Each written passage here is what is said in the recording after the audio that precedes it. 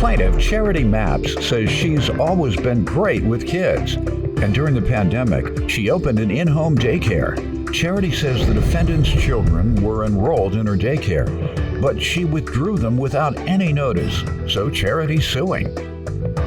Defendant Faye Morrow says after her child's father was murdered last year, her daughter struggled with her grief, but counseling helped her to cope with the loss.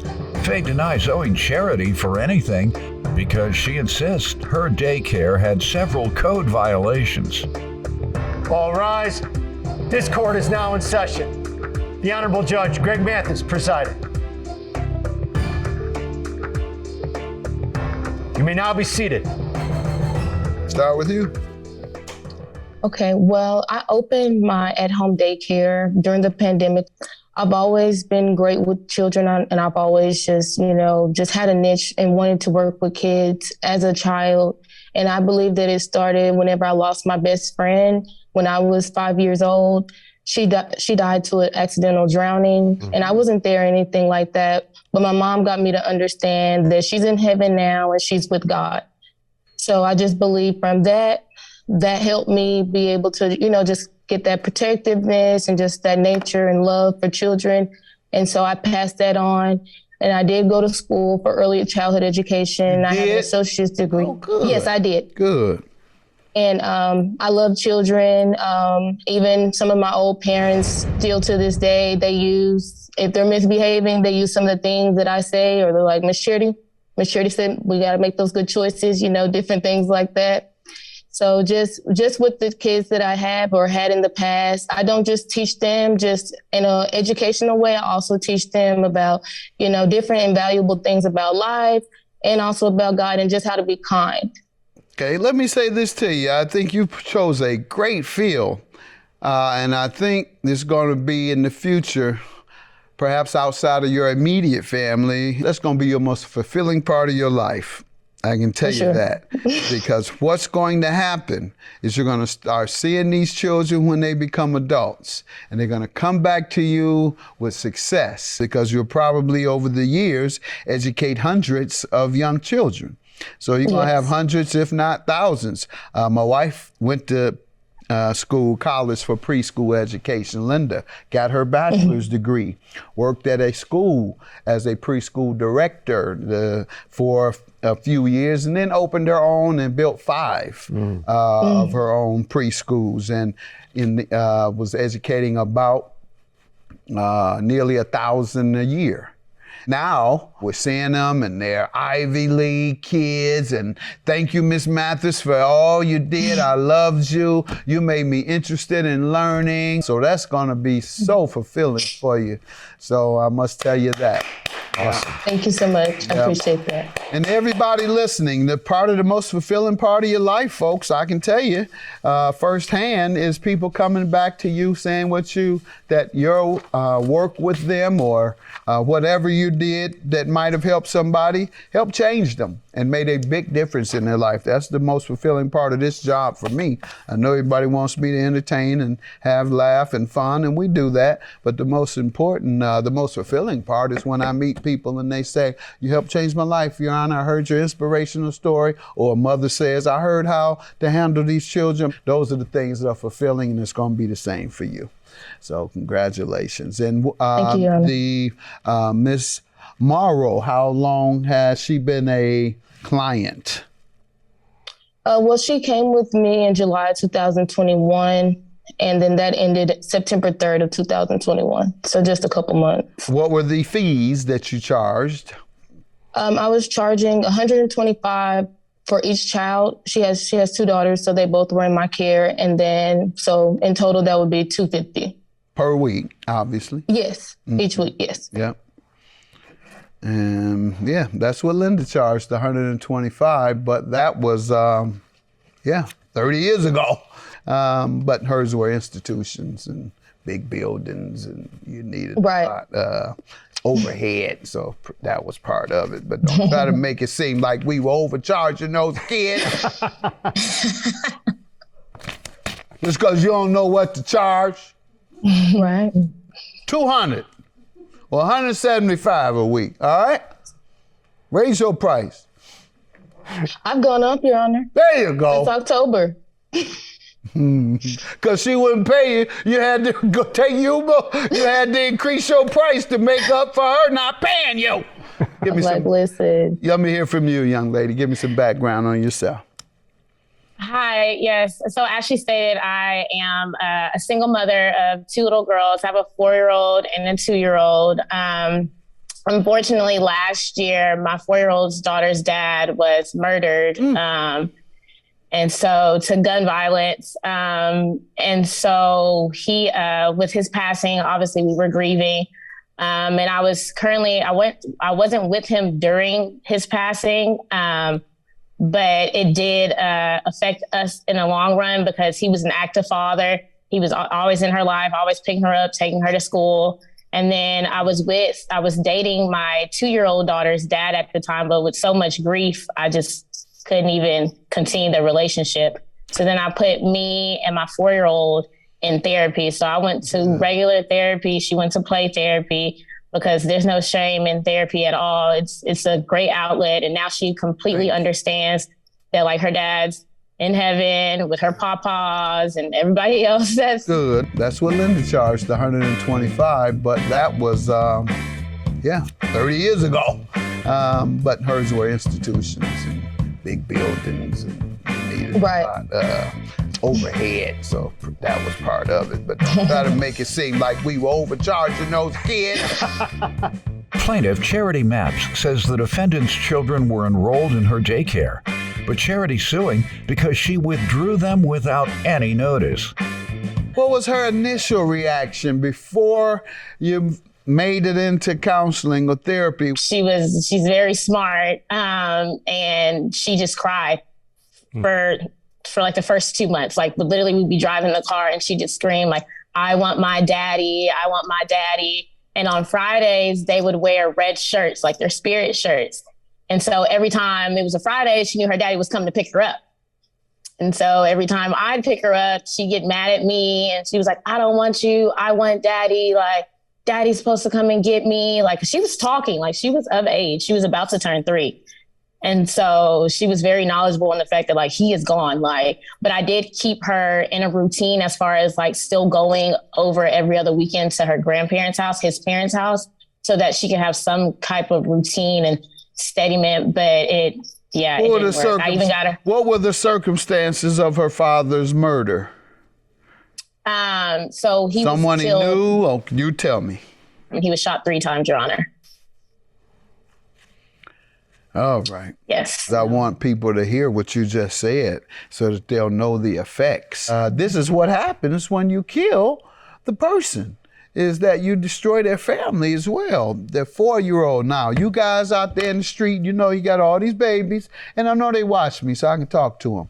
So, and they watch me because I talk their talk in their language. And so you all out there with all those kids, remember, something happened to you, that's how your child is going to be. Crying every day, screaming riding in the car for months, if not years. So if you care about her, you care about your mama, then you be careful out there and stop that gun violence. So hopefully they're listening. Thank you for sharing with us how devastating it is to an entire family, because I can say this, both from experience and from just knowing people and knowing criminals all my life. They never think about the victim afterwards. But hearing this type of thing, we know now what the victims suffer from. And you guys, I know you don't know, because I didn't know, but now you see. And I'm glad you brought it to us today. All right, stay strong though. You've been strong otherwise, I'm sure. It appears. Yes, sir. All right, good. And you give me the basis of the lawsuit. So the contract states that a 2 weeks notice was supposed to be given, the contract that she signed. And not only was a 2 weeks notice was supposed to be given, but also that the remainder of the academic year, which would mean till May 2021, But with me already kind of seeing that, you know, there were payment issues and things like that, and I was trying to work through those issues beforehand, and just me realizing that she's struggling, I was going to just be lenient enough. With there being a holiday in September, I was only asking for the remainder of 3 weeks in September be paid. So that would be the $750. Okay. And she agreed that she would pay me September 10th, which was the following week on a Friday.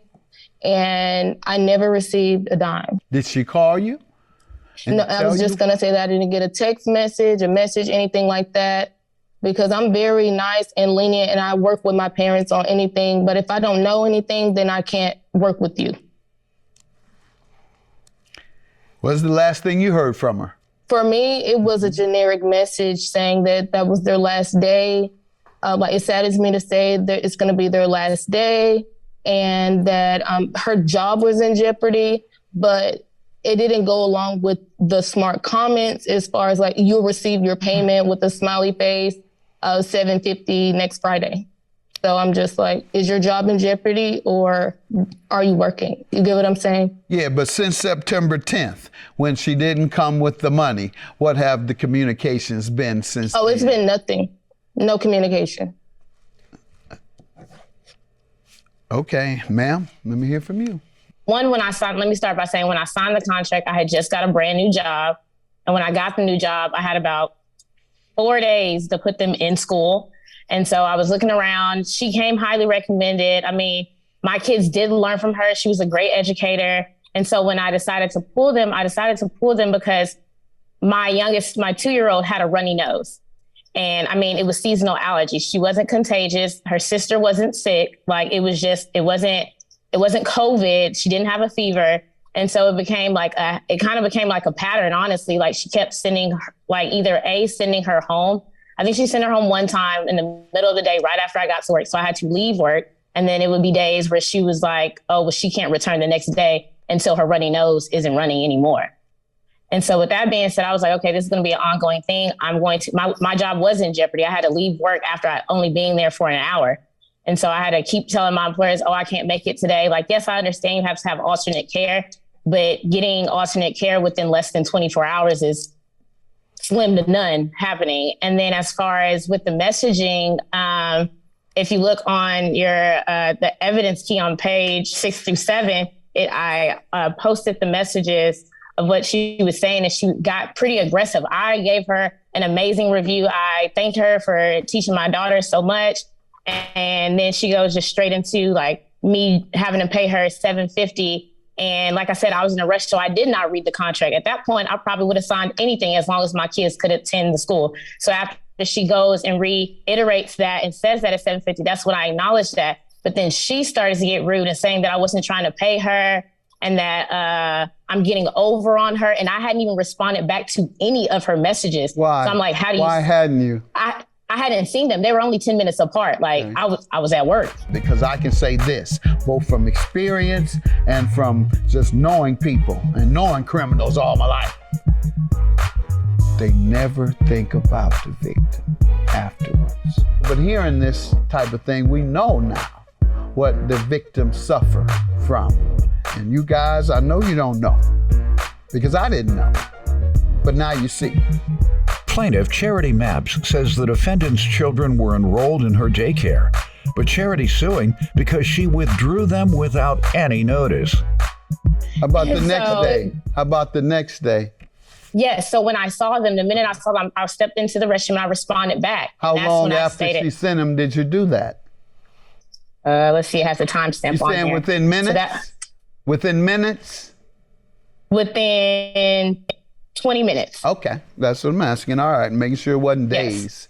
Yes. It wasn't days. It wasn't days, Your Honor. I responded back in 20 minutes. Okay, because she gave the impression she never heard from you again. Mm-hmm. So yeah, no, this is the same day. Yes, sir. Okay, so as of September 10th, had there been an agreement that you would pay by then? So I did agree that I was going to pay on September 10th, but then it was brought to my attention that she wasn't meeting certain guidelines within her child care daycare home. She was on the 3rd floor. And it's in the evidence as well. It states that in order to be on the 3rd floor, you have to have written approval from a fire marshal. and there was no written approval for a fire marshal. And then in order to run an at-home daycare, because my mom used to run one, you have to have a front door exit and a back door exit. There's only one exit. Oh. So that's a fire safety hazard. Yeah. So at this point, yeah, and you knew. You took your child, yes you did. You just said your mother ran one and you quoted the law that your mother had to abide by. So I'm shocked that you would put your children in danger of death. Now that you're going to act like that, I found out, I came upon information. Well, if you came upon or you knew that information or you were looking for that, if I want to know about codes, I'm going to look before I put my child in there. Oh, I didn't have time. I was in an emergency. Well, I'm going to look the second day, third day, fourth day. Whenever I have time, I'm going to find that out if it's so important to me. Your Honor, may I say something? Yes. I wasn't alive when my mother ran the daycare, Your Honor. So you just gave me the knowledge. You just said you had the knowledge. Because she told me that. Yeah, well, that's all you need to do is have the knowledge. And your mother told you. You think your mother's a lie? You want to call your mom a lie? No. All right, then she was telling you the truth, and you knew it. So you knew, because your mom had told you. And your mama don't lie. Go ahead. That's the mutual acquaintance that she was referred to. Her mother referred her to me from my goddaughter being her, my goddaughter's mom was her mom's boss at that time, knowing that I was running it at my at-home daycare. I have the approval from my apartment people that it was okay for me to do it. I'm not having I advise you to be quiet about the issue of code violations. I've established something here, and the more you talk, the more you unravel the case that you had. Your apartment approved it, but the state licensing won't approve that, ma'am. Did you get a license for that? If you have a certain amount of children. How many did you have? I only have 4. And what does the state license say? If you have under 4, then everything is okay. There's no other regulations. Well, I'm not licensed. So if I'm licensed. Let's move on, yes. ma'am. Let's move on. You're hurting yourself as you talk. I'm going to allow you one last time, ma'am, to prove to me that the reason you withheld your children was the code because you began, or withdrew, because you began telling me the reason was because the child had a runny nose. And this because she didn't want the child to come in with a runny nose, which was the right thing to do. That's why you withdrew your children and broke the contract. Your Honor, it was a little bit of both. So I know what you said about my mom educating me on that, but my mom knew it was out of her apartment. But my mom has also heard of child care is being ran out of their apartment. Yeah, but she's licensed. My mother did not know it was on the 3rd floor. She didn't find out it was on the 3rd floor probably 2 weeks. What was it? 2 or 3 weeks before that, before I withdrew them, because my stepdad went and picked up the girls, and he is Ma'am, that's enough. So I'm not buying that. I'm not buying that, ma'am. You withdrew your children after you owed her money, and now you're blaming it on the code that you did not research before putting your children in. If that was a problem, why wouldn't you check that before putting your 2 children in? You have all the experience and knowledge from your mother. You should. The first thing I need to do is make sure they have 2 doors. Mama, what else I need to find out and understand? You ran daycares, and Mama, you're referring me to this woman. Please, September 10th. Had there been an agreement that you would pay by then? So I did agree that I was going to pay on September 10th, but then it was brought to my attention that she wasn't meeting certain guidelines within her child care daycare home. Plaintiff Charity Maps says the defendant's children were enrolled in her daycare, but Charity's suing because she withdrew them without any notice. Now, let's move to the part about the child. Let me explain that to you, or ask you first. Did you give her a doctor's explanation that said the runny nose was coming from allergies? No, sir. Okay, so you expected her in the middle of a deadly virus, which symptoms are just what you mentioned, part of. Which, Your Honor, she had previously got a COVID test, and the COVID test came back negative. The day and before? I did give her that The day before? No, Your Honor. Right, thank you. It has to be like the day before, not a month later. And so, sending a child home in the midst of a deadly pandemic because they show symptoms, a sniffle, is certainly enough. Let me explain something to you. My granddaughter has missed 2 weeks since school started back in August because of a runny nose. Yeah, I ain't complaining because I definitely don't want her at school giving anybody anything, whether it's the runny nose from the flu, from the cold, and certainly not a deadly virus. And so I'm sorry, ma'am, she did right by sending that child home. And all you other providers, if those children have cold symptoms, you do need to send them home until they come back without the cold symptoms. And it's our responsibility to make sure our children are safe without any type of viruses. And, you know, I'm disappointed. I'm disappointed every time my granddaughter gets a cold, a sniffle. Because I'm like, my goodness, give her some vitamin C, y'all. Do something. We see missing school here. But nothing we can do. And I can't tell my kids what to do with their baby. So if they don't want to give them no vitamin C or watch and see why she keeps getting the cold, fine. I just keep paying the bill. Have a good day. Judgment for your claim, ma'am. I'll grant your claim. Have a good day. Thank you. Good day, Your Honor. This all could have been resolved had I just got my money, regardless of any codes she found out. Get those codes updated, sweetheart. Get a job. I have one. Thanks, love. Stay employed.